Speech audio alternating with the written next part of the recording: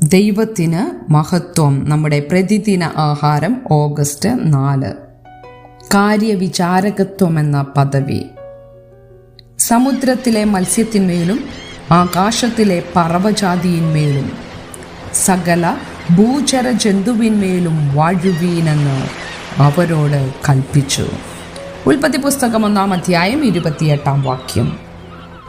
അവധിക്കാലത്ത് ഞാനും ഭർത്താവും എലിയറ്റ് ബീച്ചിലൂടെ നടക്കുമ്പോൾ കൊട്ടക്കണക്കിന് ആമമുട്ടകൾ ഞങ്ങൾ കണ്ടു.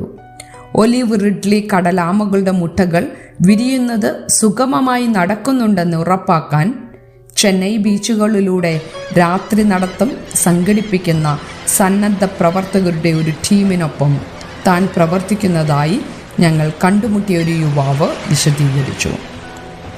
മൃഗങ്ങളും മനുഷ്യരും മുട്ട വിരിഞ്ഞ് പുറത്തു വരുന്ന കുഞ്ഞുങ്ങളുടെ ജീവന് ഭീഷണിയാകാറുണ്ട്.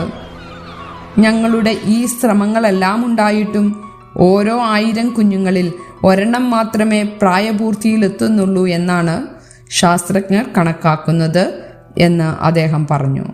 എന്നിരുന്നാലും ഈ ഭയാനകമായ കണക്കുകൾ ഈ യുവാവിനെ നിരുത്സാഹപ്പെടുത്തുന്നില്ല.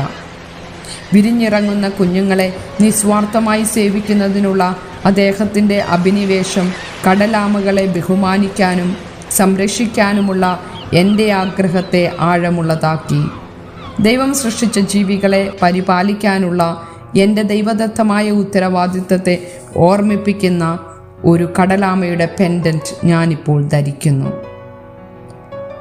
ദൈവം ലോകത്തെ സൃഷ്ടിച്ചപ്പോൾ ഓരോ ജീവിക്കും ജീവിക്കാനും പെരുകാനും കഴിയുന്ന ഒരു വാസസ്ഥലം ദൈവം നൽകി.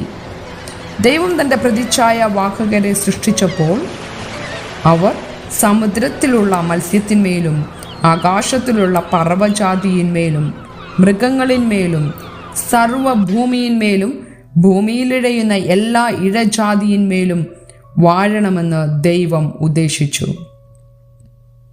ദൈവത്തിൻ്റെ വിശാലമായ സൃഷ്ടിയെ പരിപാലിക്കാൻ ദൈവം നൽകിയ അധികാരം ഉപയോഗിക്കുന്ന ഉത്തരവാദിത്വമുള്ള കാര്യവിചാരകന്മാരായി ദൈവത്തെ സേവിക്കാൻ ദൈവം നമ്മെ സഹായിക്കുന്നു.